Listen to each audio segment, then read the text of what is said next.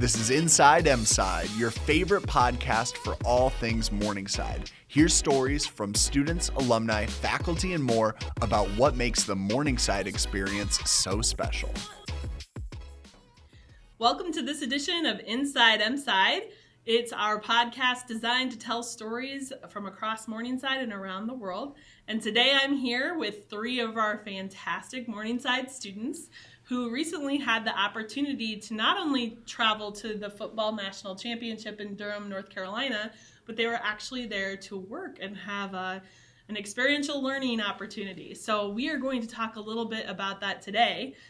Before we get started, though, we need to know a little bit about each of you. So, Garrett, why don't you kick it off, and we'll go around the table. Give us a little bit of background about who you are, your hometown, major, all of that. Perfect. Yeah, I'm Garrett Arbuckle. I'm a junior at Morningside University. I'm majoring in political science with a minor in legal studies. I'm from Littleton, Colorado. On campus, I'm currently serving as student body president right now. I'm an intern in the University Engagement External Relations Department, and I'm involved in various other capacities all around campus. And yeah, happy to be here.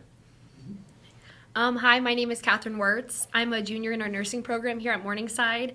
I'm from Omaha, Nebraska, and then on campus, I'm a part of our Morningside softball team, and then I also work with orientation staff during the summer and start of the school year to get freshmen ready for the school year. And yeah, I'm also very excited to be here to be talking about our trip. Yeah, I'm also excited. How could we not be? My name is Collin Adank. I'm a junior nursing major. I grew up in a very small town called Waterville, Minnesota, near Mankato, Minnesota. And along with studying nursing, I also study business administration. And I'm involved with Garrett and student government. I serve as a director of communications. I also lead a couple groups on campus, Active Minds. I'm involved with diversity group and other groups on campus. And I also work in University Engagement. That's why we're all here. Yes. So, yes, it is. When you think back about how you found Morningside, maybe share a little bit about how you wound up here, especially because you all do come from different places. So Garrett, we'll start with you again. How did you learn about Morningside? I learned about Morningside very early on in my high school career. I started getting letters from Morningside mailers probably my early sophomore year. And I honestly would just throw the mailers away. I was like, I'm not going to a place that is called Morningside. At the time, or a few years prior to this, my grandma worked at a nursing home called Morningstar. And so I was like, nope, it sounds like a nursing home, not going to do it. And so I would tell my parents, throw any mailers you get from this place away. It's out. It's done. And they continued to come. And then my senior year, I got an email from the men's volleyball coach here. And he said that he wanted me to fly out here to stay a weekend and do a little recruitment weekend. So I got to stay on campus, live in the dorm halls for a weekend with some of the team people that were on the team, got to practice and try out essentially for the team. And then I got offered a position on the men's volleyball team. So that's really what brought me here. And now I'm no longer playing volleyball, but I'm still here. Morningside cannot get rid of me because I've grown to love and appreciate this place so much. That's great. Yeah. What about you, Kat? So mine was a little bit different. I actually didn't find out about Morningside until I was a junior in high school. So a girl in the grade above me at my high school had committed to come swim here. So that was actually the first time I'd ever really heard of Morningside. And so that sparked my initial interest. And so that following summer, going into my senior year of high school, I took my first visit here over the summer. And I just remember on, my first visit, I toured with another girl that was super nice. And, we just had, a great time. And it was just, a really fun atmosphere with our tour guide. And so I came back in the fall, and I met with our softball coach.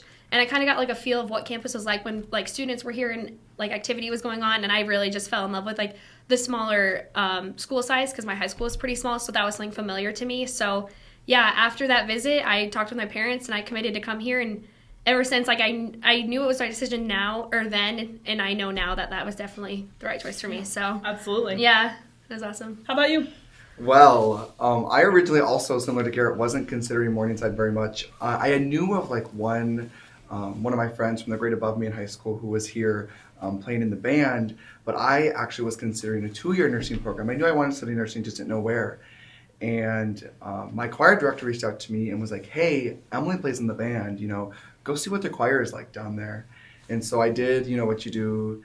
You schedule a visit, you get reached out to, you get the stuff in the mail, all that fun stuff. And my mom was pretty hesitant. She was like, are we really going to drive down to Iowa?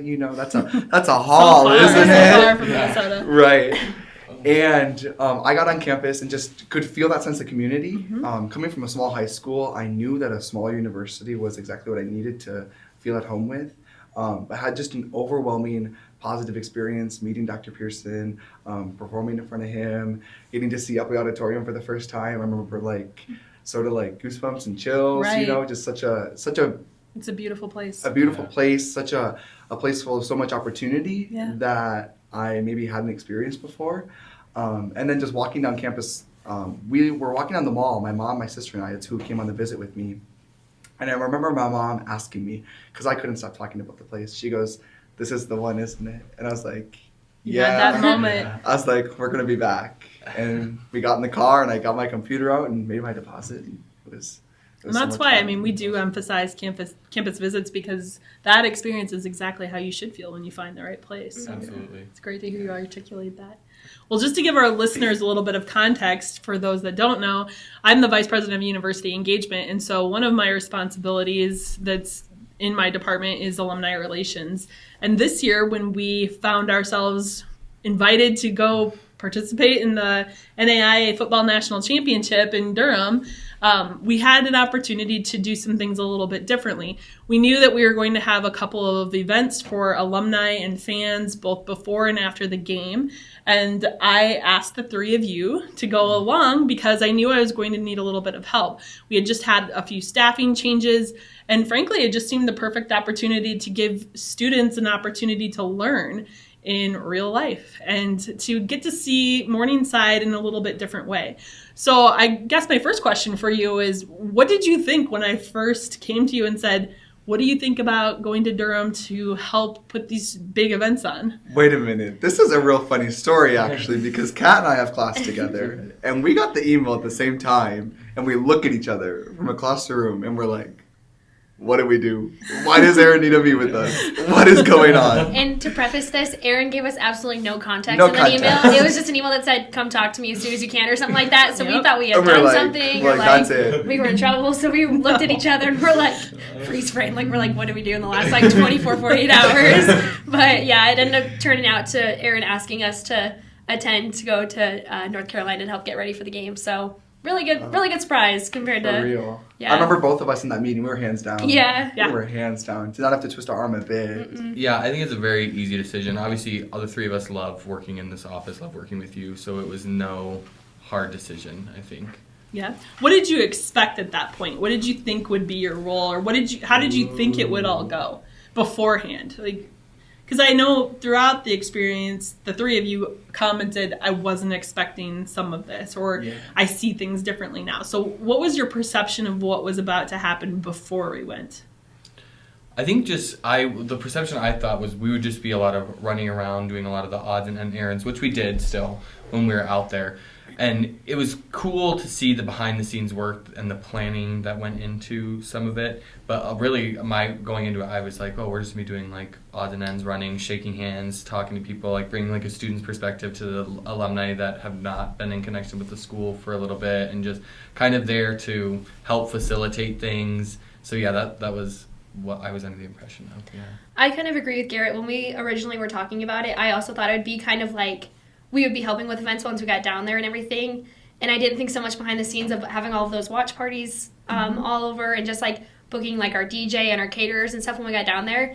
And yeah, it was just really cool to be on the other side of it, because you always see all the information come out on our social media or our website, to understand just how much work has to go behind to get that information out there. And then too, just the little minute details, how are we going to get chairs? How are we going to get, how are we going to hang these posters up? Little stuff you wouldn't even think about that we had to kind of just take care of. So it was really cool to, like I said, be on the other side of that experience. Exactly. So one of the things that you did before we even left to go to Durham, the three of you did help set up those watch parties. Why don't you talk a little bit about some of the things that you learned going through that process and some of your takeaways from that experience? I cannot believe how connected Morningside is all over. It was so cool to be on the inbox side of all these emails coming in from quite literally across the nation. We put that one initial post out there about reaching out if you'd like to host a watch party, and then they started flooding in. It was so cool to see how much pride people had in Morningside, not just here in Sioux City, not just here in Iowa, but everywhere. And it was cool to experience that and then carry that all the way to Durham. You know, I would say that that's what my biggest sort of experience with the event is. Like, I had a good understanding of what we would be doing, but I did not realize how big of a celebration, how much Morningside pride people had, how much people would just come together and rally behind the Mustangs. That's what I was blown away by, for sure. Yeah, I think building off of that, the pride piece is then the follow-ups that would come in. Like, oh, is this still happening? Like, is this watch party going to be here? Is it going to be here? Is it like the interest that people had just really was comforting to know that, you know, after you leave here, you're still going to be connected. You're still going to be able to have the opportunities to go and celebrate, throw your maroon on and have that camaraderie. So that was really cool. And yeah, just to build off like the interest and like the pride aspect, it would be like we'd reach out to a business and like almost immediately they'd always say, yes, we're interested. Like, we would love to be part of this celebration. Like, we'd love to have people come watch the game here. So it was really cool just to see, like Collin said, like the effect that Morningside has everywhere. And like everyone was so excited to just have the opportunity to have that party. And like the diligence. I mean, it wasn't an easy process to get, you know, swag sent out and to get the streaming arranged and things like that, but people worked through all of that. I mean, talk a little bit about some of those specific things that you had to do. What did it take to arrange those watch parties that were across the country? I mean, the first step was figuring out a location, right? So some sort of bar or restaurant that had the capacity and the space to host all these Morningside fans. But then the second part, that was the crucial part, was making sure they had the capability to stream the game. So ESPN3 or on the internet or whatever subscription they had, making sure that that was all clear so the day of the game they didn't have any troubles with that, I think was two of the big key points that people definitely worked through to make sure that these watch parties would happen. Yeah, a lot with the getting swag items, I think, too. Just making those boxes, making sure, running back to the bookstore, being like, okay, we need this many of this many of this many of this, because you wanted to be sure that it's not just one person getting one item, one person. You had to have like a variety of different things, and so I thought that was kind of just cool on our part as well to provide those boxes, but just have those tallies. Be like, yeah, well, there needs to be enough of this so that as many people as possible can get these. And that was something new we had tried this year, because I think the goal really was to make sure that some of that pride and excitement could translate into these locations where Morningside might not physically be there, but we were physically there through these swag boxes. So you all did a great job of putting those together. It was really, really good. For everybody listening, tell them a little bit about the events that happened in North Carolina that you were responsible for assisting with. Describe those so that people kind of understand what we were doing and what your role was. I would say our two biggest events that we helped with when we were down in North Carolina was our pregame tailgate and then our postgame celebration party. So a lot of work that went into those. For like our pregame tailgate is we had to get to the not arena, but we had to get to the field and kind of see Durham County Memorial Stadium. We had to get there and kind of see the space that we were working with and like where it would be easily accessible that everyone could get to, like to be a part of the tailgate, and just where we want to set up tents, where we wanted caterers to go, just different things like that we had to plan out before the big game on Saturday, just so we were prepared. Making sure we had enough space for the Morningside fans. Yes. All the important things. Yes. That's right. And then, just like I was saying, the post-game party, we had a celebration party that was like 10 minutes from the field, and that's kind of, we also had to coordinate there with how are we going to get people there, how are we going to advertise where this place was, how are we going to get enough food for everybody that was going to come, just like different details like that had to be taken care of. And some of those we couldn't even do until we got down there, just because we had to find resources that were in North Carolina for us to use once we were there. Yeah, so absolutely. It was a little different. The other aspect, Garrett was sure to make sure that everyone was excited and had a good time, but Kat and I, we were greeting all the Mustang fans as they got to the tailgate. You know, so we were kind of explaining the layout to them, where they're going to find what they need to find. But having that opportunity to meet all these people who are here rallying behind our university, to be able to, like, we hear about the support so much, but be able to see it firsthand and be in the moment. Seeing, I mean, kids, teeny tiny kids, strollers, all the way up to the wisest and most wise. I mean, we got we got to see all that support, and that was really meaningful for me, for sure. And I'm sorry, I just want to add on to that. But we had a Morningside fan there who said she had graduated from Morningside and had moved out to the area, and hadn't seen a Morningside football game since I think she said like 1995 or something like that. She's like, I haven't seen one in person since then, but she's like, you guys were so close to me, I knew I had to come out for it. Yeah. So that was just kind of cool too, to even like however many years she's graduated now, she came out to just support her alma mater, which is really cool. So yeah, absolutely. Do you have anything you want to add to that part of it? Not that has nothing. And it's worth mentioning too. So in addition to the two events, Garrett also had the responsibility of performing as Monty the Mustang. Yes, that is at the correct. event. That is correct. You want to talk a little bit about that experience, and especially maybe talk about our relationship with the opposing team? Yeah. So it was. I love being mascots. So I knew that this was something that I would be very interested in, and that was really cool. Like Collin mentioned, just getting everyone hype at the tailgate and things like that. But what was funny is that their mascot was there just to be the mascot. So I had like a little bit of a Hannah Montana moments where like going back and forth from the costume to me. Oh my word! And it was, and also like my skin though, like I'm very pale, so like I was just beet red under that costume. So I had to like air out a little bit before I could go back to people. But that experience was so fun to just be able to, because everyone's so excited when they see the mascot for photo ops or whatever. And so seeing the excitement in other people's faces, even though I know they couldn't see my real face, like I was just Monty, that was super awesome. And then at halftime, their mascot was always around and had like a little bit of a lighter costume and was really kind of in our tailgate area at the beginning, so that even when I was not in a costume, that sort of annoyed me. And I was like, get on your side. And then after I got to the game and it was halftime, I ran out to the field because their other mascot was out on the field. And I was thinking to myself, I have two options that I could do. I could start a mascot brawl right here in the middle of the field. But you wouldn't do that because it's not the Morningside way. Not the Morningside way. Or I could do a dance-off. And so I, of course, chose the dance-off. And we just started dancing off in the middle of the field. It was great. And that was so much fun to be able to do. And our stands were so much better. They were cheering Monty on, and it was so cool. That was just the electricity that you felt from the stands, and it just, that component of bringing the mascot in is really cool. And I think that leads into another component of this that I'd like to hear your perspective on, because you've told me in some ways, but I'd like to hear it from you today. What did you think of how Morningside compared? I mean, you had an opportunity to see your institution compared to another institution and kind of see how we did things versus how they did things, and talk about how that made you feel to see. It was proud. I mean, I simply put, proud. To know that we were far. I mean, both schools were from Iowa, so it's one of those things where it's a great thing no matter what. Right. So it was a good thing no matter what that it was coming back to Iowa.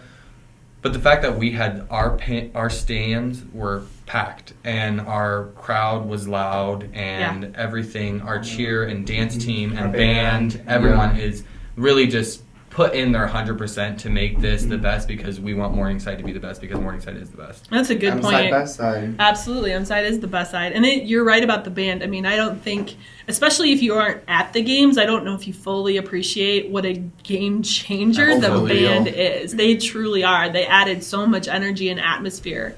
Yes. Really, really cool. Yeah. Very good. I was so surprised to see how many students made their way all the way to Durham. And you know what? I reached out to these students and I told them, I was like, I am so proud of them. You know, as a student who, my first year on campus, we were down in Grambling, and then my second year on campus with COVID and whatnot, that just wasn't an opportunity for me to attend the game and whatnot. And so to have them have this experience as a first year student, like, it was just so, I was just so proud of them. And so proud of all the students that made their way. You know, it's something that I know we won't ever forget, our Durham, North Carolina experience with the championship and Erin and the University Engagement team, but I know they won't ever forget their experience either. And just to be able to just see all of us come together was so cool. Yeah. You know, that's an interesting point too. I think travel is such a big part of the Morningside experience, whether you're in choir and do the regional show performances that you all do, or you're an athlete, or you decide to go on a May term internationally. Before Morningside, how much did each of you travel, and do you feel like you do travel a lot more now that you're here at Morningside, or it's opened your eyes in a different way to travel? Absolutely. Yeah. My travel before Morningside had just been the things involved in high school. So bus trip with the band, and then I did an extracurricular trip to Washington, D.C. Sure. And I learned on those trips how much fun traveling was, right? And it's so cool to be at Morningside where travel is a possibility. Travel is an opportunity that, is provided to students here, whether it's through a student group, organization that allocates through student government, or a sports team, a choir, band. I mean, it was so cool because to bring up travel, while we were traveling to North Carolina, we saw Morningsiders in the airport. The girls basketball team, they were headed on their international trip. Yeah, I mean, it's just such a valuable, I think. You get so much more out of the experience. It's more than going someplace. I mean, it's who you're going with and just the opportunity. It's so valuable. Experience. Well, you get the three of you are certainly bonded for life. I'm bonded to you more. Absolutely. Yeah. We are bonded.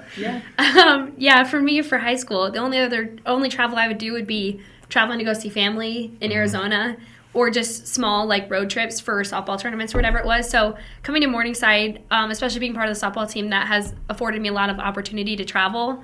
But like Collin touched upon in like our initial opening statements, was Morningside is like the place of opportunity. So this was one of my first times traveling, like not for like a sport. So it was really fun to like just kind of experience. I don't know. It's almost hard to like put into words just like how much I would agree. I appreciated and how much fun we all had just getting to travel together and getting to, like you said, like see Morningside students at the airport, whether they're going to the game, whether they're going on their own Morningside trip. You know what I mean? Like it was just really cool to see all the opportunity and all of the places that we get to go as students here. Well, I think one of the things that made this experience perhaps a little bit different is that because we were there to set up these events and you were there working, the three of you all had an opportunity to connect with some of the local businesses in Durham because we worked with them. We'll give a shout out to the Details events, which our friend Tiffany was our boots on the ground there that helped. She helped us with securing facilities and taking care of permits and all of that, and she was wonderful. But I think that does, when you get to connect with local businesses like that, I think it really flavors the experience in a different way that was very positive. And so I guess my next question for you would be, as you did the work to help prepare for these events and prepare for that national championship, what was something that was your favorite thing that you got to do from the business end of it, or a professional skill that maybe you really went, wow, I'm good at this? What do you think?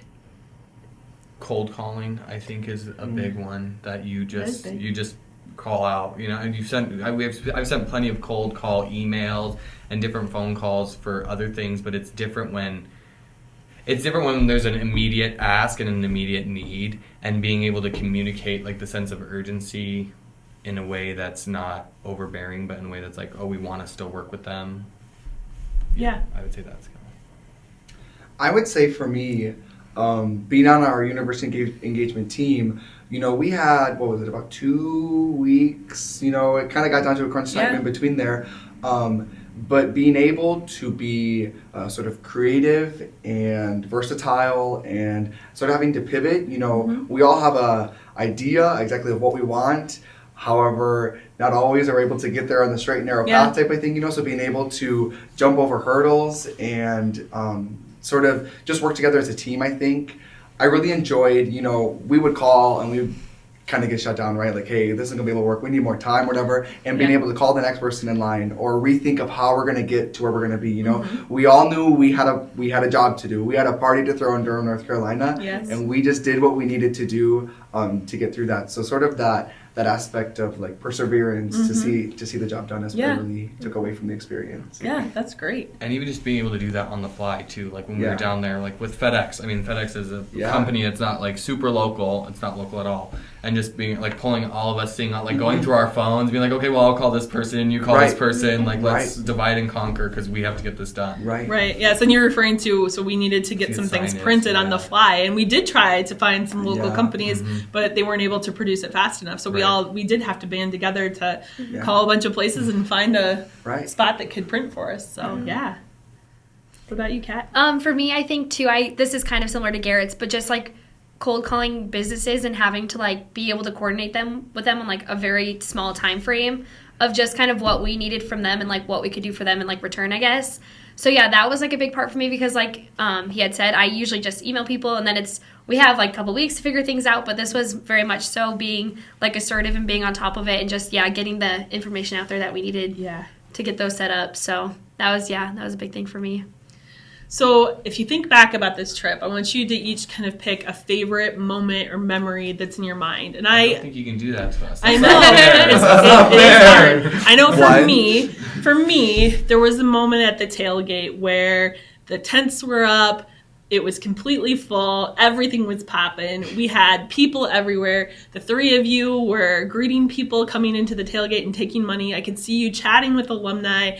I knew that we had just crushed the event. It was amazing. Yeah. And I was like, wow, we did this. And I was so proud of the three of you. So for me, that was a really big moment. But I'd love to hear yours. I think that as well, like seeing those moments or seeing the fans and seeing how everything came together, that's all great. But I think for me, it would have been the time that the four of us spent after the post-game celebration. It was just the four of us, and then going back into our rented vehicle Chopper. Oh, remember we forgot to introduce Chopper. We can get to Chopper. And then like that car ride back and just everything, we were like, we're done, we did it, like, and we were all together and we all just got to enjoy that time together and just kind of breathe a little bit and just be with each other. And that was really cool. I really, really, really enjoyed being in the stands. Yeah. Kat and I got to sit next to some great Morningside Mustang fans. To our left, we had the Sells family. So much fun to be next to them, to be cheering next to Lori. But we sat right in front of John and Robin and Albert and Sarita, and it was so cool to be able to like just be cheering with them, you know, to be next to them. We practiced doing the Mustang first down, boom, boom, boom, boom, woo! You know, Yes. We did that together. We had holding signs together, just being able to cheer and ring our cowbells and just have a party. You know, it was great. I think my favorite memory would probably have to be at the tailgate as well. So we were doing like social media posts and just kind of like game kickoff is in 3 hours. Like make sure you're tuning in and just I just remember very distinctly. I was like walking around just trying to get like some things to post and just seeing like all the different groups of people and like just all of the people that made the effort to be in person and really support the Mustangs.